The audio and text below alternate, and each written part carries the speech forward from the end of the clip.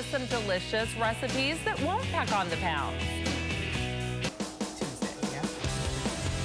All right, we're just talking about Fat Tuesday. You know, it doesn't have to mean fatty foods. Rhonda Peters is here. She's going to show us a healthy twist on a Mardi Gras favorite. Good to see you. I was just asking you, when exactly is Mardi Gras? When's Fat Tuesday? Fat Tuesday is this coming Tuesday. All right, so right around the corner. Right around the corner. And the reason why it is called Fat Tuesday is that day that we indulge in all of our favorite things. It's the one day that you get before Lent. And a lot of people don't know that, so they give up 40 days worth of, you know, of their favorite things. When they could have indulged on the Tuesday before.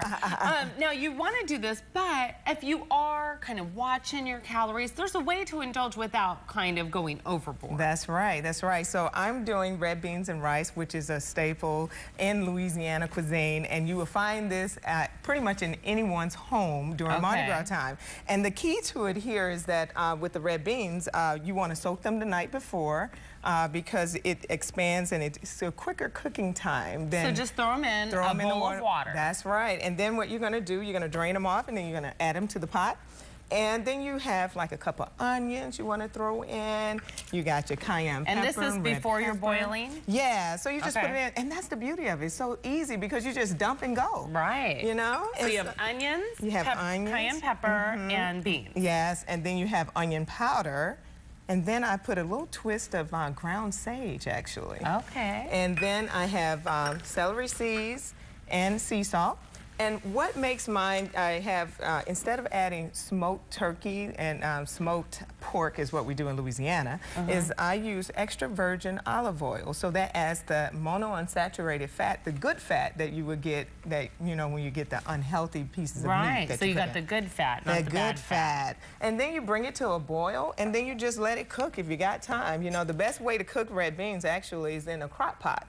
Oh, and okay, so how long do you cook them? So when you cook them in a crock pot, you put it on low, and it cooks for like 8 hours. Okay. But if you put it in a pot like this, it will cook for about, you go for about 5 hours, depending on the type of bean. And I brought for you today all the different variations of the types of beans. A lot of people get confused. Yeah, I was wondering, because you said red beans, and I'm like, oh, okay. So tell me each kind and why we would use each kind. Right, so in Louisiana, we tend to go with the light red kidney bean. Okay. And so I like this one because you can tell the difference in the cook time, and the skin is not as thick as the dark red kidney bean, so it takes a little longer to cook this one. Okay, so a little bit longer. Yeah, it makes your beans very dark. And then these are pinto beans. When I got to Arizona, they said they had red beans and rice, and they gave me this. I was like, that's not red beans, those are pinto beans. It's a difference. What does it taste like? It tastes like a pinto bean. So you better use your red beans and choose the light ones, which you can find anywhere. Anywhere. So, and then this is what it looks like. This is the key. After you're done and letting it cook,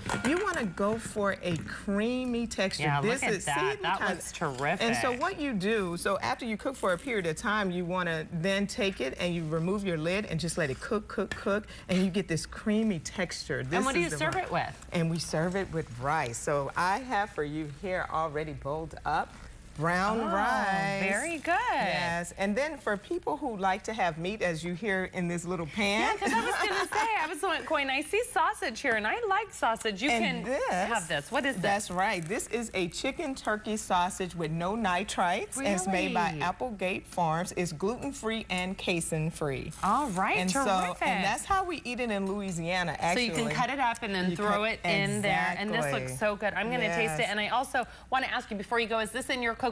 This is in my cookbook, and it is dairy-free, soy-free, egg-free, and gluten-free, and very healthy, low sodium. All right, tastes delicious. Everyone, tune in for the recipe. All you have to do is actually check out this cookbook or go online, visit Rhondas Cooking.com, or check out Rhonda's cookbook, So What Can I Eat Now?